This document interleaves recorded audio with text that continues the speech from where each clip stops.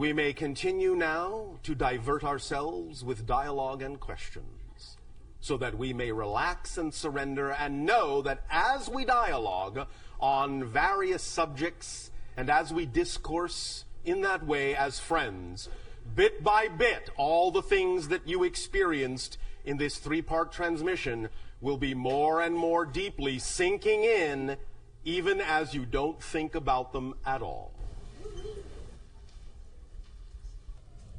Hello, Bashar. And to you, good day. I just want to thank you so much. One moment. All right. I wanted to thank you so much. I saw you probably a year and a half ago at the quantum physics workshop that you did, and my life has just been a series of miracles and synchronistic events, and it's been so much fun. And well, thank you for creating your life to be that. Thank you. At that workshop, you had mentioned that there was these ships in the sky. They were stars. They would look like stars. They were blue and red and white, and they would strobe. And you said that those were the motherships. And I was incredibly excited to spot them, and I did. And I see them all the time, and I wanted to ask you if those, other people tell me, like, they're just stars. That's what stars do. They strobe like that. And sometimes that is what they are. Okay. Sometimes, if you are able to pierce into other dimensional frequencies, you can see that there are other things there. It is simply a matter of having discernment to tell the difference. Okay. A year ago at the Burning Man Festival, yes. I would say my highest excitement at that time was to make contact with a UFO. And I meditated on it for several months before I went to the festival. And when I got there, I saw stars flying in the sky. And so did several of my friends, and it was really exciting. And then one particular night, it seemed as if the planet Jupiter flew across the sky. No. And there were several of us who obviously it wasn't the planet Jupiter. It was something else. It looked like maybe it was parked in front of Jupiter, but definitely a very bright object that was pretending to be Jupiter that evening flew very dramatically across the sky, and about 10 of my friends saw it, and it was incredibly exciting. And I don't know what to make of that. What do you need to make of it? I'm curious from your perspective what it was that we actually saw and how it manifested itself in that manner. There will always be, in a sense, observations made and observations allowed to test the level of ability that you have as beings to pierce the veil into other dimensional frequencies and see things that otherwise you would not be capable of perceiving. So many of these are simply, in that sense, barometers to allow us to know and others to know what level of frequency you happen to be operating at in that particular scenario, so that we can, in that sense, gauge and understand what different scenarios allow you to do as permission slips to take yourself to different levels, and what, by taking yourself to those different levels, you are capable of perceiving. Okay. For we will know when you can see us, and we will know when you cannot. Interesting. And that will go into a large pool of understanding and knowledge about how ready your species and your planet is for further contact. Okay. All right? Yes. So you can make that of it if you wish. I shall. Thank you. Another question. I have a negative blood type, and I've wanted to ask you this for a while. I've read about it, and I've tried to understand where it comes from. And I'm curious, from your perspective, what if I incarnated into this body at this time, space, reality, with this particular blood type for a particular reason? Of course. You always make these choices. There are always aspects of what you choose to experience as an incarnation that play into the theme that you chose to explore. Again, the question is, what do you make of it? What does it turn your mind to? What does it focus you on? When you create symbols for yourself in your reality, it is usually reflective of some aspect of the theme that you are exploring in this life. For example, the channel's blood type is B positive.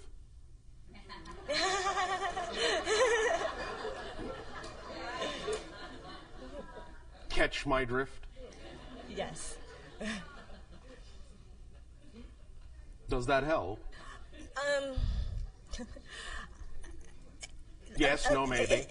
A little bit. All I was right. wondering if you could explain a little bit where it comes from and As we have recently said, humanity is a mix of a variety of genetic types, the idea being that some of it is extraterrestrial in origin.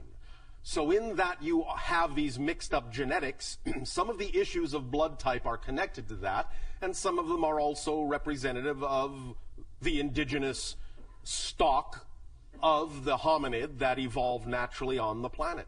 But at this point in time, as you call time, at this point in your evolution, at this point in your day and age, it all simply functions right now as a symbol in the sense of whatever it is that it turns your mind to most strongly is usually a reflective indication of a theme that you are exploring, and that's the way to utilize it, in our opinion, at this time.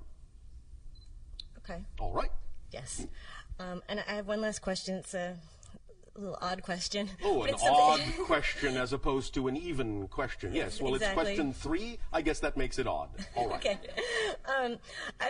I've been studying a lot of mythology, Yeah. and the stories are really fascinating. I can see how they're all related across, the Bible and Egypt and Yes, whatever. yes, yes. And there's a story of Samson, Yeah. and the strength was in his hair. Yes.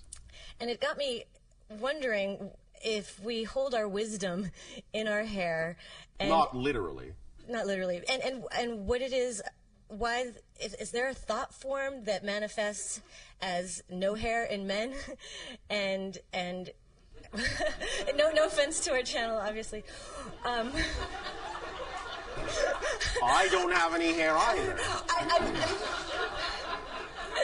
I told you it was a strange question, but I was curious It's a why is case-by-case basis, Why men and it in our will also culture- depend upon when the symbol appears archetypally in your history in terms of what the symbols mean to that particular culture at that particular time. It isn't always across the board for every single era and every single epoch that the symbols mean the same things or are representative of the same things. In that context, the idea really was self-image. The strength was in how he saw himself. Hair being a representation to many people on your planet of their image. Do you understand? Yes. So, it was a lesson in the idea of regardless of what you are going through, it is the image you hold of yourself that will actually carry you through. And when the hair was cut, what that is a euphemism for is somebody, in a sense, offering him a reality where he chose to accept it as a diminishment of his self-image. But once he regained his self-image, once his hair grew back, he regained his strength. But it's an issue of self-image. You follow? I do. So, the idea now, in terms of not having hair, is the idea, in a sense, that image isn't so important anymore, that it is, in that sense, the idea of being, shall we say, naked to the world. Do you understand? I do. All right. Does that help? It does. Is there a reason why in our culture right now that there's the gender difference in men and women? Why? I mean, why does that manifest in that Well, way? you are still dealing, as many civilizations do, with various issues of polarity. And the idea will continue for quite a while in your civilization, even as it still to some degree continues in ours, even though we are becoming more homogeneous and becoming less physical. There is still the expression of the polarity to some degree, because there are still themes of polarity to explore on that level in your reality. Okay. And when you say polarity, you mean hair and no hair? I'm confused. I am speaking now of what you just said about the idea of male and female. Right. But I'm saying, why is it that men in our culture tend to, it's usually not a pleasant thing when this happens to men in our culture, and I'm wondering why why it manifests that way as a gender difference. Vulnerability. The males require more vulnerability. You understand? I do. Thank you. Thank you. Thank you very much.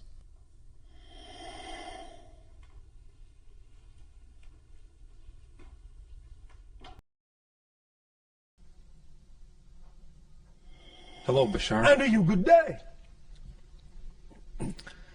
How do I experience past and future and now? Have you ever had the experience called deja vu? Theoretically, but not consciously that I can recall. You have never maybe experienced maybe that sensation. Is I that know what what you you're are saying? talking about, but I can't really recall the real experience. Oh, all right. But that is one representation of experiencing what you call past and future in the present. That's what that experience actually is. Because when you have deja vu, you know what is about to happen because you feel it has happened before. You are experiencing the idea of the timelessness all at once, that everything exists at once. So really, the more you live in the moment, the more you live in the present, the more you don't focus on the idea in a negative way of future and past, the more you will experience the timelessness of actual existence. The more malleable, plastic, and slippery space and time will become. The more synchronistic experiences you will have. Synchronicity is another symptomology of collapsing the idea of space-time into the now. Because everything is one. Everything is connected to everything else. Synchronicity is space-time's way of showing you that everything else. Synchronicity is space-time's way of showing you that everything is connected as best as it possibly can. Even though it may still be presenting it to you in a so-called linear fashion, one synchronicity after another, that is at least a more collapsed version of experiencing space-time, the experience of synchronicity itself, than a typical stretched out linear format. Does that make sense? But is this includes, for example, past lives, past experience? Again, remember, there is no real past. There is no real future. Everything exists now. The analogy we often use is your own television set. If you are sitting down watching a TV program, you know that at the same moment, there are still hundreds of other programs that exist at the same time. They're not really in the past. They're not really in the future. You may not be perceiving them because you are tuned to one particular channel. But if you change the channel, you'll see that another program exists at the same time as the program you were just watching. Reality is like that. All the lives, all the experiences are going on right now. The more you understand and wrap your mind around that concept, the more you will actually start to experience reality that way. Make sense? Yes. So, more analogies, the more symbols, the more analogies you can create to explain the idea of the simultaneity of existence to yourself, the more you can understand that construct of nowness holographically, the more you will actually start to experience your reality that way. Makes sense. Thank you. And, thank you. That's why we also use the analogy of saying there really is only one moment in creation, just one moment. What appears to you to be different moments is actually the same moment, but from a different point of view. It's all the same moment. There is also only one thing in creation. All of it. Just one thing. Experiencing itself as a multitude of things. But it's just one thing. Even physically, there is only one thing. We have explained this before by the concept we refer to in our reality as the prime radiant. Imagine. We know your scientists tend to talk in particles. Subatomic particles. Now, we know that they know that it's not really a solid particle, but for the purpose of illustration, it will do. Imagine this. Imagine there is only one particle in all all of existence, and there's nothing else. Just one particle. Because there is nothing else to relate to, the particle has no mass and can move at infinite speed. It has no limitations, it has no barriers, there are no laws to govern it, because it's the only thing there is.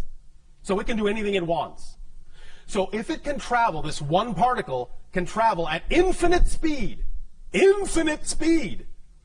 that's another way of saying that that particle can actually be everywhere at the same time. You understand? Yes. So if a particle can be everywhere at the same time, it can appear to be multiple particles, but it's actually the same one particle. And everything that is made up of particles is actually made up of the same one particle, moving at infinite speed.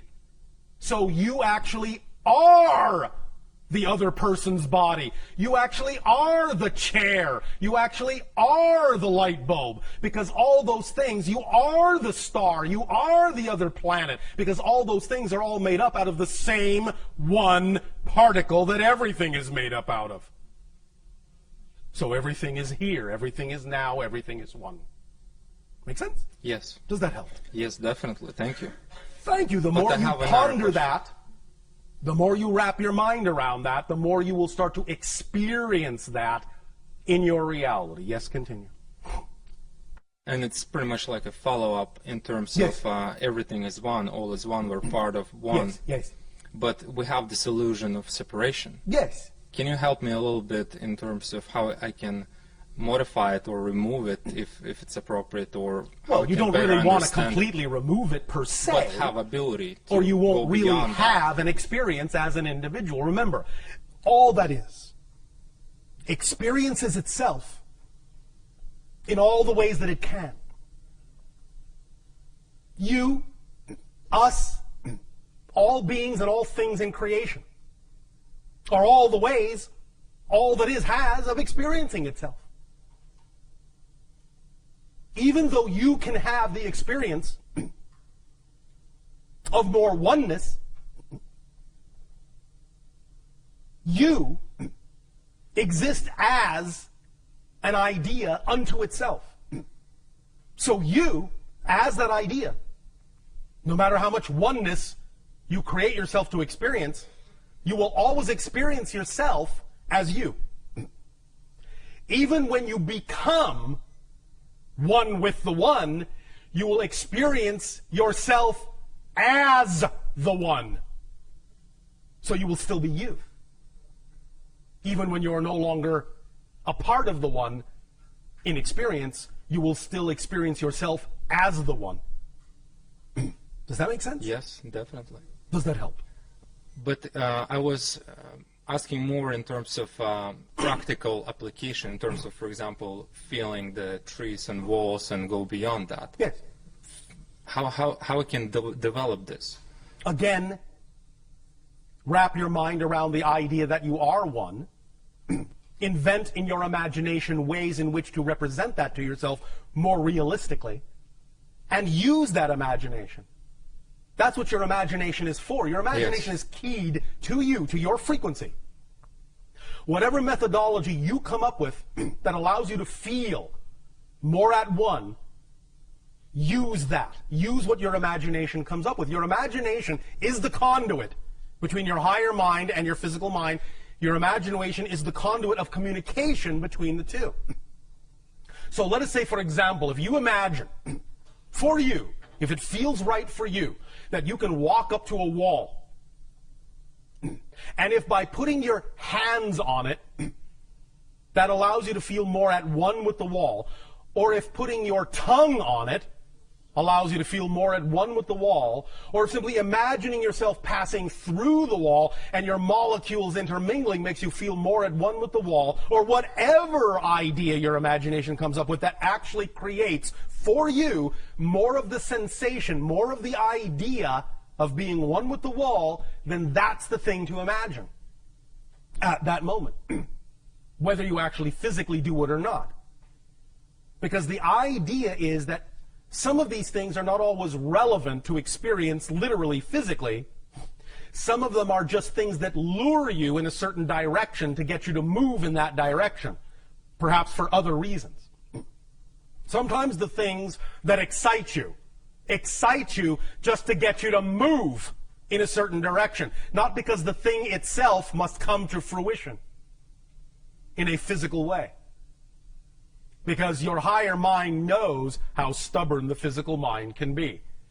So it will sometimes allow certain things to come to fruition when they are appropriate to do so. Other times, the thing that excites you will simply be a carrot to get you to move in that direction because that was the most important thing for you to do.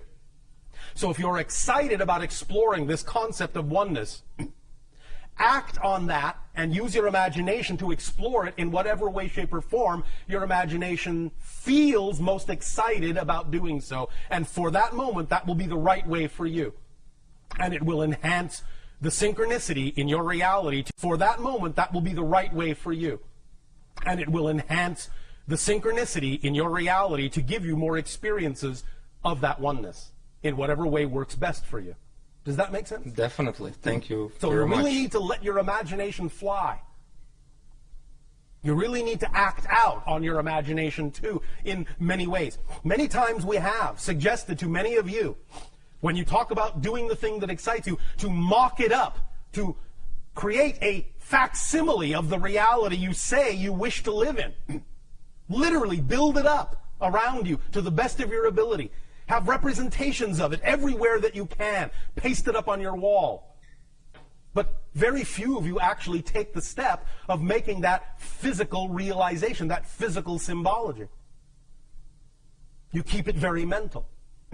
Acting it out acts as the completion circuit. It grounds the idea and lets your physical mind know that it actually has something physical to respond to as a vibration that is more representative of that reality you say you prefer. It's training your physical body to respond to that physical reality by mocking it up and existing in that simulated environment.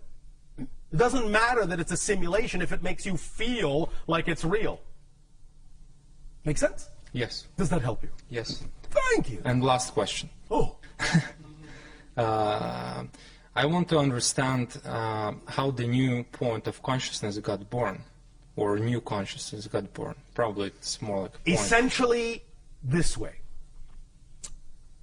The so-called new point of consciousness is simply the awakening to the level of consciousness that you actually are naturally. The idea is that when you all chose to experience the idea of physical reality on Earth, you understood to some degree that you were going to go through a cycle of forgetfulness and limitation experience. But you are now at the end of that cycle. So you are remembering who you are. You're waking up and remembering who you are as spirits. That's what caused the idea of the spiritual awakening. You have almost completely finished with your cycle of forgetfulness. So it's just the end of a natural cycle and the beginning of a new one of remembering more of who you are and the expansion that simply naturally comes with remembering your true identity. Make sense? Yes. Does that help you? Thank you very much. Thank you.